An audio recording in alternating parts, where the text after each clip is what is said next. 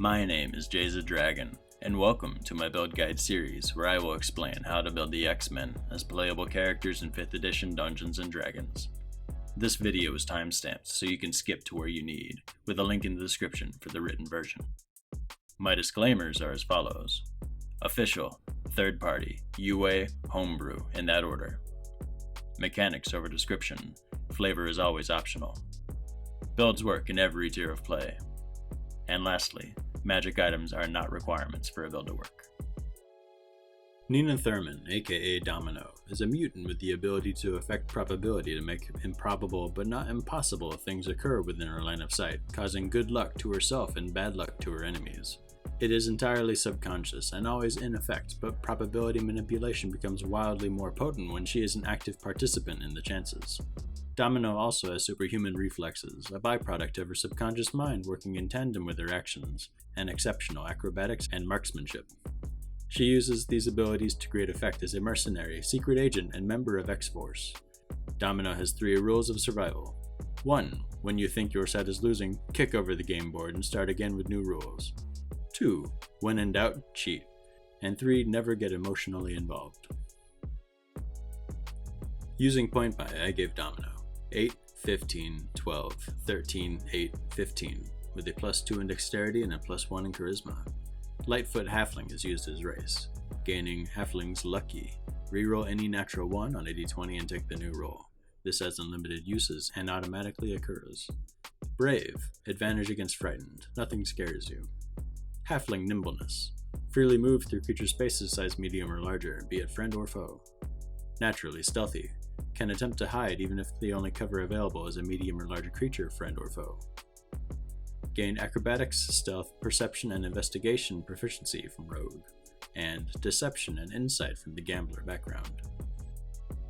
Rogue level 1. Gain expertise in 2 skills, acrobatics and thieves' tools.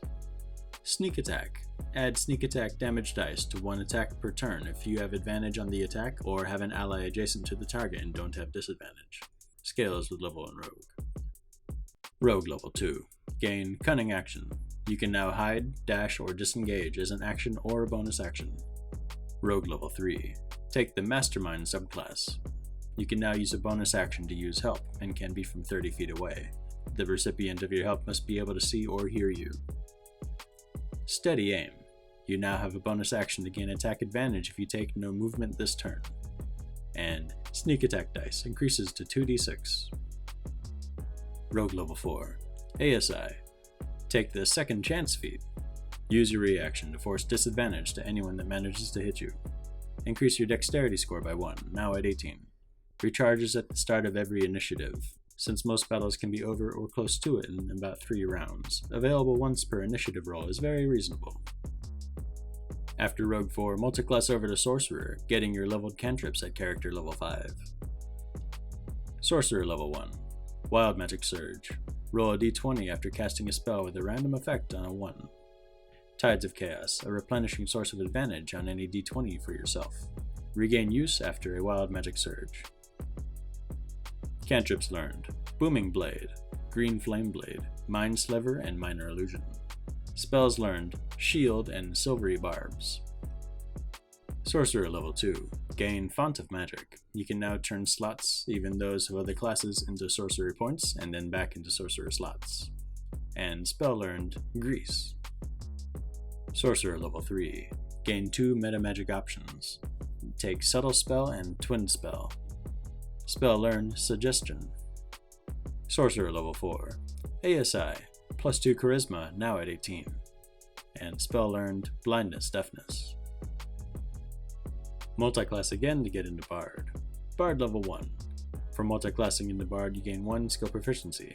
Take Arcana. Bardic Inspiration. Grant a d6 bonus to an ally for any d20 roll in the next 10 minutes. Cantrips learned. Vicious Mockery, Friends, and Mending. Spells learned. Bane, Fairy Fire, Command, and Healing Word. Bard level 2. Jack of all trades. Add half proficiency bonus to ability checks that aren't proficient. Spell learned. Charm Person. Bard level 3. Take the Lore subclass. Gain 3 skill proficiencies. take Sleight of Hand, Persuasion, and Performance. Gain expertise in 2 more skills. Take Arcana and Investigation. Cutting Words. Use a reaction to subtract a d6 from an enemy attack roll or ability check. Spell learned, Crown of Madness. Friendly fire ricochets plague the enemy's ranks. Multiclass yet again to now get into Wizard. 1st and 2nd level Wizard. Gain Ritual Casting. As a wizard, this means every ritual doesn't have to be prepared. Wizard level 2, gain Arcane Recovery. Regain a 1st slot on a short rest, usable once per long rest. Take the Divination Wizard subclass, gaining Portent. Roll 2 d20s at the start of every morning. You can replace the results for yourself or any creature you can see throughout the day, inflicting some remarkably good or bad luck on command. Cantrips learned. Prestidigitation, Mage Hand, and Message. Spells learned. Magic Missile, Featherfall, and all the 1st level rituals. Having finished all your side dips, resume with Rogue levels the rest of the way. Rogue level 5. Gain Uncanny Dodge. Reaction to have a single attack's damage to you. And Sneak Attack dice increases to 3d6. Rogue level 6. Gain Expertise and 2 more skills. Take Deception and Persuasion. Rogue level 7. Gain Evasion. Take half damage on failed dex saves and none on past dex saves. And Sneak Attack dice increases to 4d6. Rogue level 8. ASI. Take the Bountiful Luck feat. Share your Halfling Lucky feature to your whole team, eliminating nat 1s for the party. When you use this ability, you can't use your Halfling Lucky racial trait before the end of your next turn. Rogue level 9. Subclass feature Insightful Manipulator. Observing a creature outside of combat for 1 minute reveals their mental stats, level if any, and background details. Better select which saves to target to better control or manipulate them. And Sneak Attack dice increases to 5d6. Rogue level 10. ASI, take the Lucky feat. Force a reroll on any dice for you or a creature targeting you, 3 times a day. You can use this ability after the original roll but before the outcome is revealed. Rogue level 11, Reliable Talent. Proficient ability checks can't roll lower on the dice than a 10, and Sneak Attack dice increases to 6d6. Magic Item Wishlist. +1, 2, or 3 hand crossbow or a silenced pistol if permitted. +1, 2, or 3 studded leather armor. +1, 2, or 3 Bloodwell Vial, increasing spell DC and gaining more sorcery points. Luck Blade. 1 lucky reroll per long rest, and starts with 1d4 wish charges that do not recharge. Luckstone. +1 to checks and saves. Feywild Shard.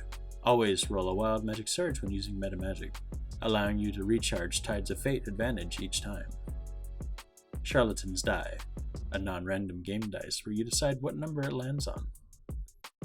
Scrolls from Bard, Sorcerer, or Wizard spell lists.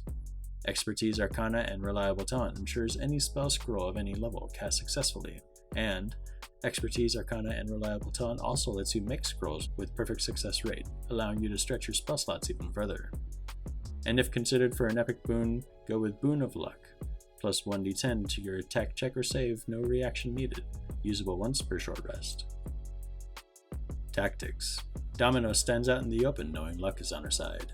Keeping line of sight to each ally and enemy ensures she can react to whatever needs her attention the most. She can avert nat 1s for her party with Bountiful Luck, or enemy nat 20s with Second Chance or Silvery Barbs. She herself can't roll a nat 1, but can use a Lucky or Portent point to reroll nat 2s or 3s as needed. Lucky and Portent both don't use up a reaction, so can be used in the same round as other options. The Lucky feat also turns disadvantage for her into super advantage, turning 2 dice take the lowest into 3 dice take your pick. Portent dice can be used positively or negatively, based on the 2 dice you roll each morning. You have the multi-class spell slots of a 9th level caster, up to 1 5th level slot, and many of your buff and debuff spells add more creatures targeted by upcasting. You cast Shield and Silvery Barbs as a sorcerer, then use Font of Magic to gain sorcerer slots back, to be able to have far more wild magic surges and therefore additional Tides of Chaos rerolls than any low-level sorcerer normally would. You can challenge enemy concentrations with sneak attack shots, with either a flanking ally or your many ways of securing advantage.